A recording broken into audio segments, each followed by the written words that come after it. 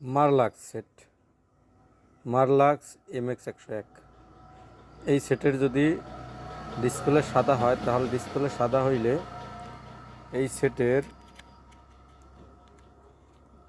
পাওয়ার CPU আইসি, অর্থাৎ এই যে আইসিটা,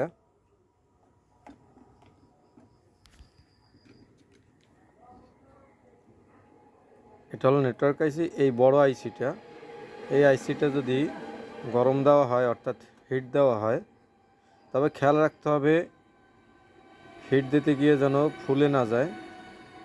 হিট দিলে তাহলে এটার সমস্যার সমাধান হয়। আমি এই সেটটা যদি আগে ভিডিও করি নাই, কিন্তু এই সেটের এই কাজটা সমাধান হওয়ার পরে আমি ভিডিওটা দিলাম। এখন আলহামদুলিল্লাহ সেটটির ডিসপ্লে কাজ করছে। শুধু ডিসপ্লে না, এটায় মাইকেরও সমস্যা ছিল, কথা বোঝা যাইতো না। কিন্তু যখন হিট দিলাম, হিট দেওয়ার পরে আলহামদুলিল্লাহ সম্পূর্ণ ঠিক হয়ে গেছে। ধন্যবাদ।